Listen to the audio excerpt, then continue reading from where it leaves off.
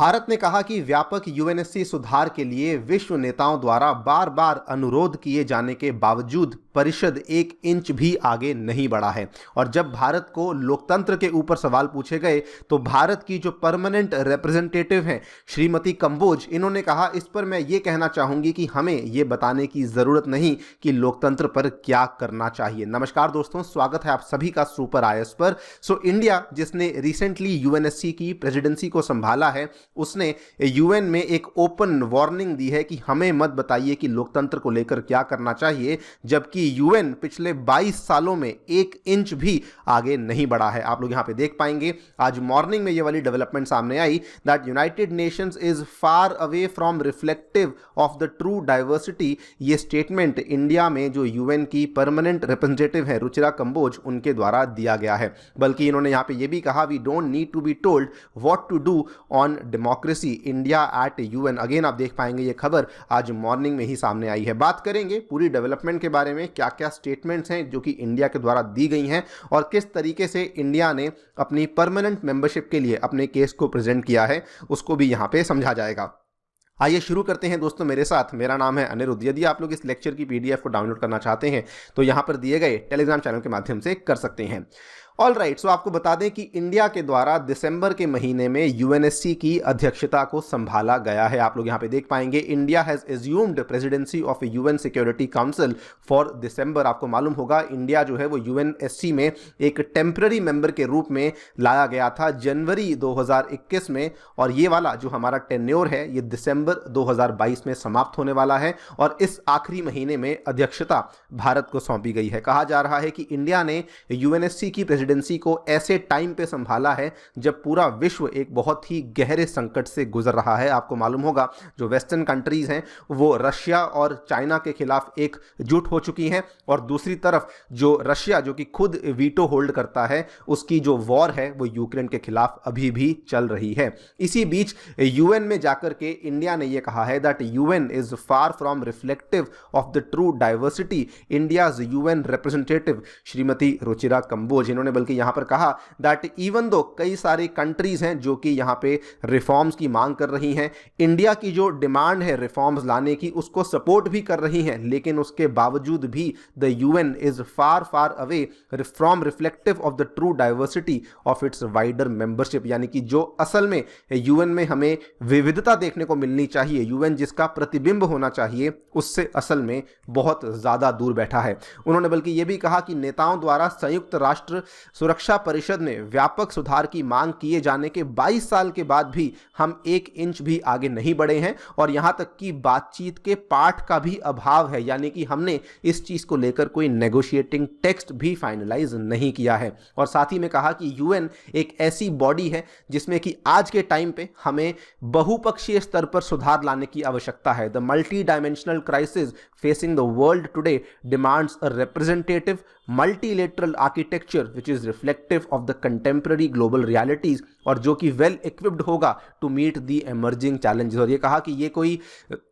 सेरेंडिपिटस coincidence नहीं, मतलब कि कोई आकस्मिक संयोग नहीं है, बल्कि दर्शाता है कि किस तरीके से जो यूएन के मेंबर्स हैं वो असल में अपनी सोच को चेंज करने का प्रयास कर ही नहीं रहे हैं। इसके पहले भी, आज से 3 महीने पहले भी भारत ने कहा था कि इट इज़ अटमोस्ट इंपॉर्टेंट कि जो डेवलपिंग कंट्रीज हैं उन्हें यूएनएससी में परमानेंट मेंबरशिप देनी चाहिए, because we currently live in a world which is very very different from the world of 1945 जब यूएन की स्थापना करी गई थी। बल्कि इंडिया ने तब भी सवाल उठाया था कि अफ्रीकन कॉन्टिनेंट को अभी भी सिक्योरिटी काउंसिल में जो स्थायी रिप्रेजेंटेशन है वो नहीं दी गई है, जबकि जो मैक्सिमम मुद्दे हम यूएनएससी में देखते हैं वो अफ्रीका के साथ संबंधित हैं, लेकिन उसके बावजूद अफ्रीका को यहां पे परमानेंट मेंबरशिप नहीं दी गई थी। इसके बाद ही इन्होंने कहा कि that is why India should be made a permanent member of the UNSC, because पिछले 2 सालों में अगर आप देखें तो इंडिया ने बहुत ही ज़्यादा बड़ी बड़ी जिम्मेदारियों को संभाला है। फिर भले वो कोविड की बात हो, फिर भले वो कहीं पर भी लीडरशिप को लेने की बात हो,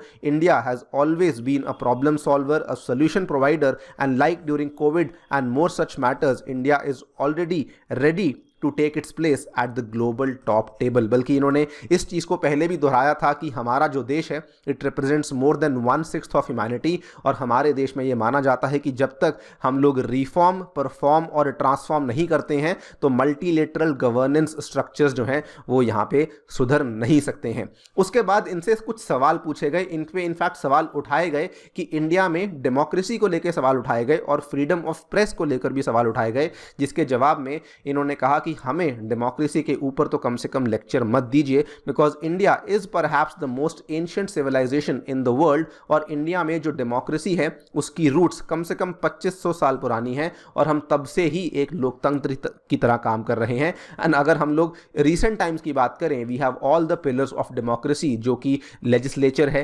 एग्जीक्यूटिव है, जुडिशरी है, और जो प्रेस है वो सारी की सारी ही इंडिया में सही तरीके से फंक्शन कर रही हैं, और एक बहुत ही वाइब्रेंट सोशल मीडिया भी देखने को मिल जाती है। So clearly India is the world's oldest and one of the largest democracy. इसी को लेकर इन्होंने कहा कि हमें डेमोक्रेसी के ऊपर लेक्चर प्लीज ना दे, बल्कि इन्होंने ये भी कहा कि हर 5 साल में हम लोग दुनिया में सबसे बड़ी जो डेमोक्रेटिक एक्सरसाइज है दैट इज द इलेक्शंस, उसको फ्रीली और फेयरली कंडक्ट करवाते हैं। भारत में सभी के पास right to freedom of speech है, everyone is free to say as they wish and please, and that is how our country is functioning. ये रैपिडली रिफॉर्म कर रही है, ट्रांसफॉर्म कर रही है, चेंज कर रही है, और जो इसकी ट्रेजेक्ट्री है ये भी आपको काफी इंप्रेसिव देखने को मिल रही है। बल्कि इन्होंने ये तक कहा कि ये मैं नहीं कह रही हूं, ये बाकी लोग कह रहे हैं, बाकी लोगों से आप सुन सकते हैं इंडिया के बारे में क्या क्या बातें कही जा रही हैं। आपको बताना चाहूंगा कि ये पहली बार नहीं कि इंडिया ने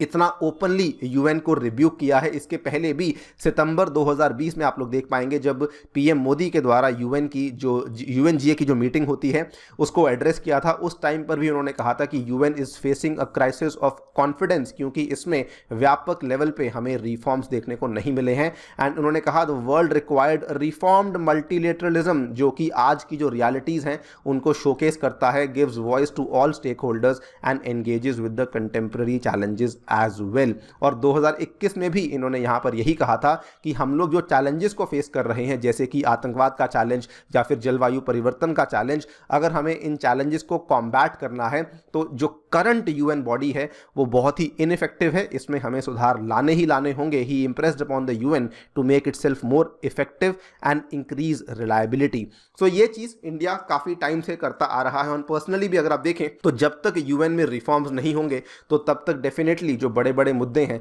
उनको हम लोग सॉल्व नहीं कर पाएंगे। बाकी आप लोग क्या सोचते हैं इस पूरी डेवलपमेंट के बारे में, डेफिनेटली बताइए हमें कमेंट सेक्शन में। जाने से पहले साथियों बताना चाहूंगा कि टेक्स्ट बुक आपके लिए लाया है सुपर कोचिंग, जिसमें कि आपको GS courses, CSAT courses, subject courses और ऑप्शनल कोर्सेज सभी चीजें अवेलेबल करवाई जा रही हैं, और ये सभी की सभी चीजें आपको अवेलेबल होंगी मात्र और मात्र 30,000 रुपए में, अगर आप लोग मेरा कूपन कोड अनिरुद्ध यूज करते हैं। इसमें आपको इंडिया के कई सारे सुपर टीचर से पढ़ने का मौका मिलेगा, और साथ ही में मेरे द्वारा बनाया हुआ साइंस एंड टेक का कोर्स भी अवेलेबल करवाया जाएगा। Thank you so much for listening, stay tuned and stay